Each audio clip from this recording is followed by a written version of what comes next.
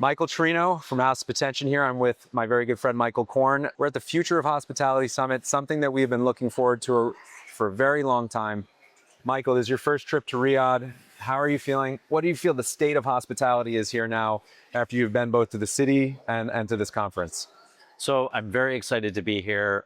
Was much anticipated. I had heard about this conference last year from you and some of our colleagues, and I knew that I had to come here to experience all that FHS has to offer, as well as the Saudi hospitality specifically here in Riyadh. And I have felt welcomed and enjoyed my time here thoroughly. What was one of the things that maybe didn't fit your preconceived notion when you arrived here, either from the conference side or what you imagined Riyadh would be like, that kind of surprised you?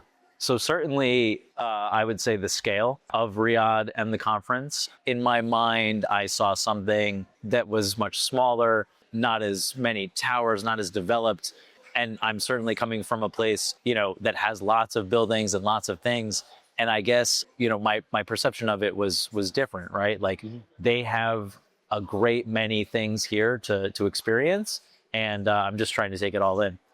I love this idea. Again, I think part of what I've discovered here and what we're building on is this idea that the bridge has to happen so that more perspective can be had on the other side before people arrive. And I think for me, the trip to FHS last year was very similar to what you said. It was a very eye-opening experience, not just because of the scale, which is, yes, 100%, but also how open and warm and how much wisdom was here, both about the local market, but how this market affects other markets and all that kind of stuff. What's one thing that you might have learned here from an investor point of view or from an operator point of view that's kind of sitting with you in a different way or changed your perspective? So I think one major theme that I've had across all my conversations is structuring is very important. How you organize your real estate, how you organize the funding mechanisms and the development needs to be very thought out in terms of master planning from the beginning. Mm-hmm. And that has sort of resonated across all my conversations from developers, real estate owners, investors, et cetera. I mean, again, that sounds like a literal dream for our thesis, which says that you have to have that 10-year vision. You have to make sure that the place exists and then the place becomes alive with activity afterwards.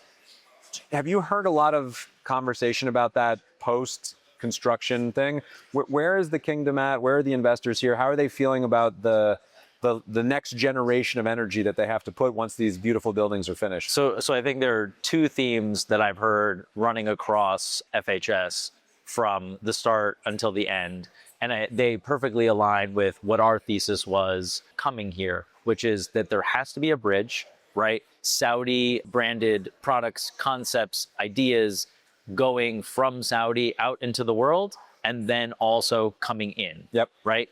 And the second part of that is the experience and the hospitality and the memories that have to be created from those things, those tangible things. One of the things that I like to say is memories, not marble.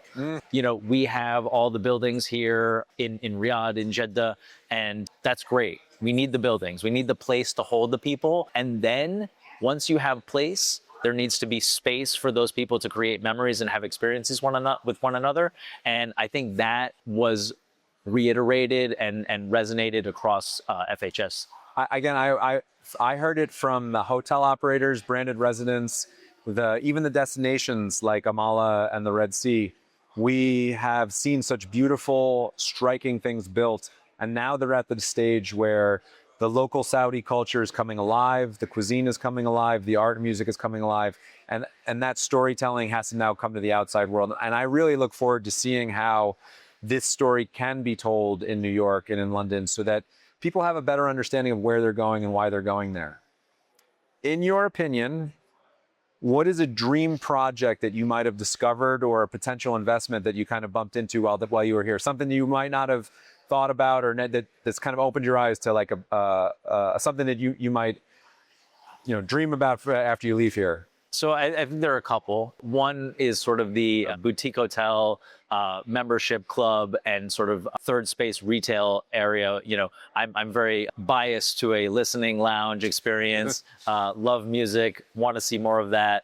But I would say a thing that surprised me and that I don't really know a lot about and maybe can't really participate in given who I am is sort of the religious tourism aspect of it. Yes. That was something that I understand from a far, reaching concept from an American, but like flying into Jeddah and seeing the capacity that they have for accepting millions of visitors for the Hajj is amazing. And then also the hotel operators and the developers here and the investors here thinking about the religious tourism aspect of it, because I had never really thought about that.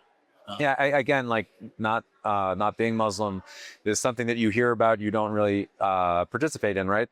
But arriving in Jeddah, being in Al Balad, and being on that main street, it was one of the things we've talked about many times.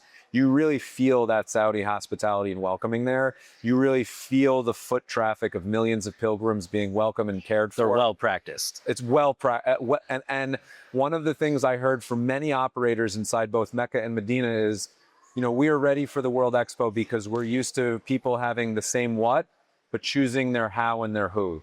And I thought that was such a beautiful description of that kind of thing. Again, if you remove the why from it, you just see them as operators, as people who care. Yeah. It was an eye-opening experience. Agreed.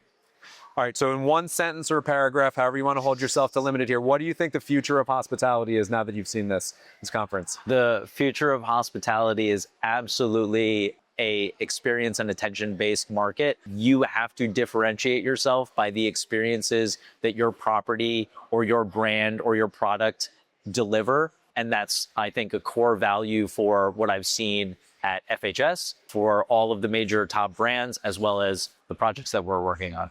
I 100% agree. Yeah.